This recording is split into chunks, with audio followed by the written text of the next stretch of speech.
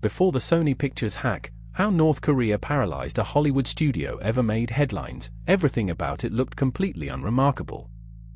The situation before anyone knew what was coming.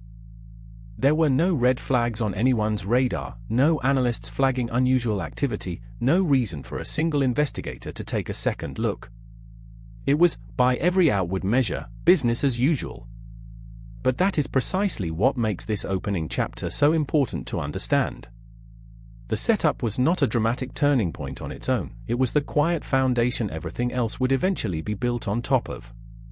Small operational choices, overlooked technical details, and untested assumptions about anonymity were already accumulating in the background, long before anyone realized they would matter. At this stage, the people involved believed they had time.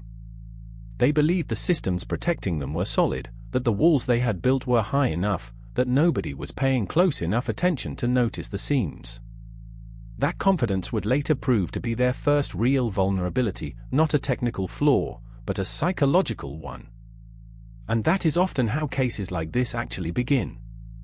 Not with a raid or an explosion, but with a long stretch of silence, a silence that, only in hindsight, was already full of warning signs nobody was watching for yet. As momentum built, the rise marked the moment things stopped being small. How the operation grew larger and more dangerous over time. What had started as a modest operation began attracting attention, first from a small circle of insiders, then from a much wider audience who saw an opportunity too large to ignore. Growth like this rarely happens by accident. Behind the scenes, systems were being scaled, processes were being refined, and the operation was becoming more sophisticated by the week.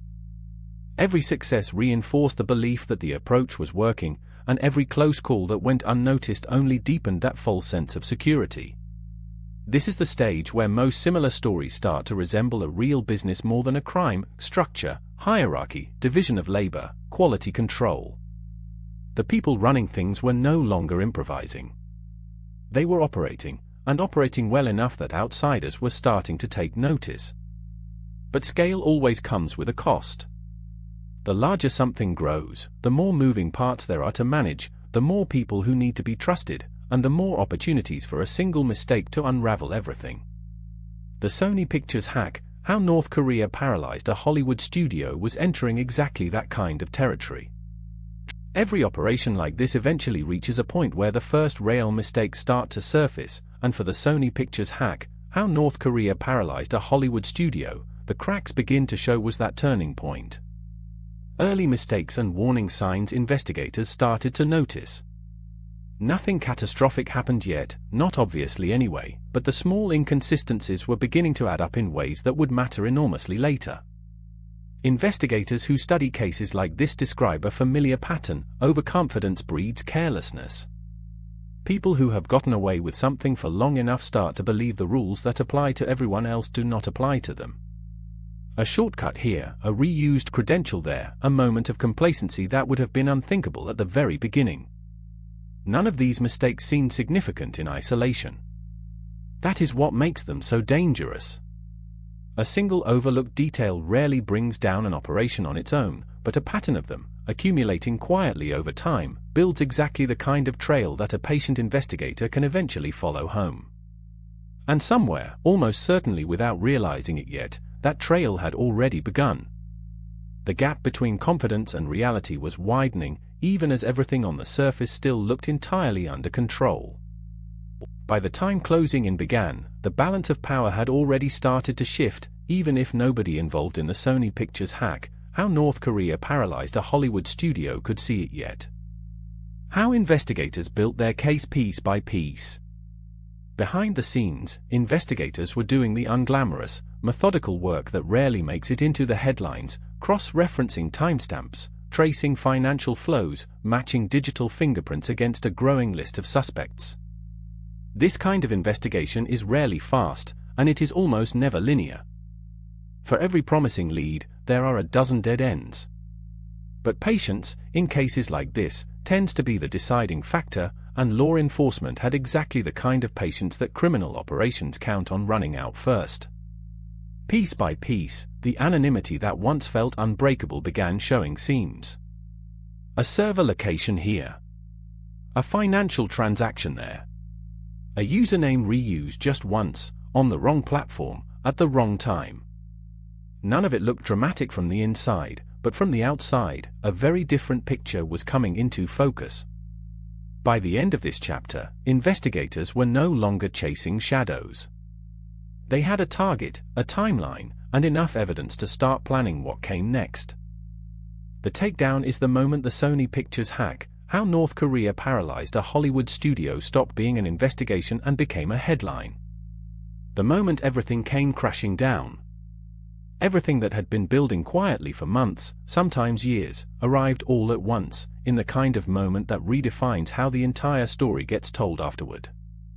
For the people on the receiving end, there was rarely any warning. One ordinary day looked exactly like the one before it, right up until it did not. Agents moving in, warrants being executed, devices seized before anything could be deleted or destroyed. The element of surprise, carefully protected throughout the entire investigation, was the whole point, and it worked. What happens in these moments often determines everything that follows legally.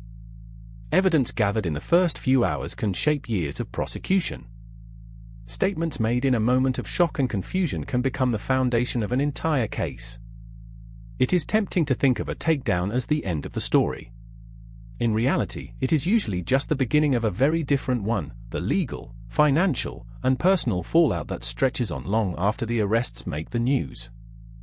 In the aftermath of the fallout, the consequences of the Sony Pictures Hack, how North Korea paralyzed a Hollywood studio, rippled outward far beyond the people directly involved.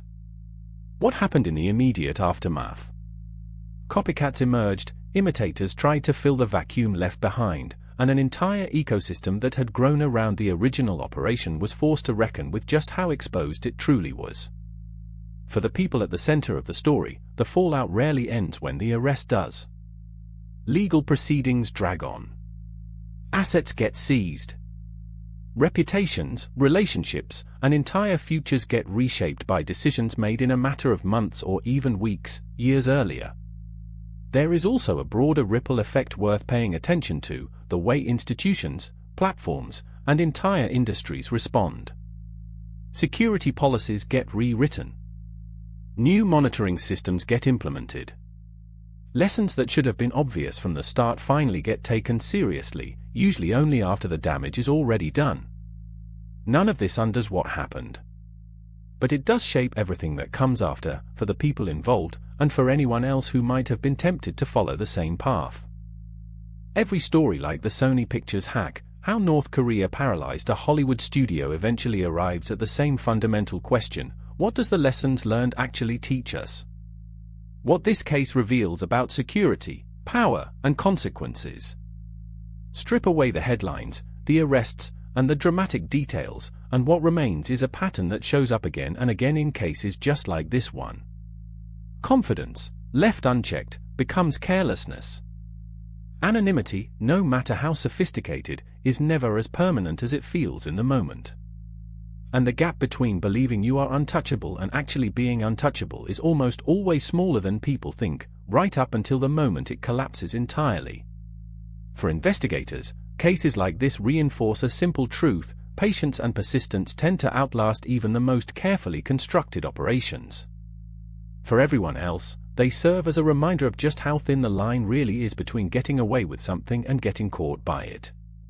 In the end, the Sony Pictures Hack, how North Korea paralyzed a Hollywood studio, joins a long list of stories that all seem to end the same way, not because the people involved were unusually reckless, but because the illusion of control, however convincing it feels at the time, was never quite as solid as it appeared.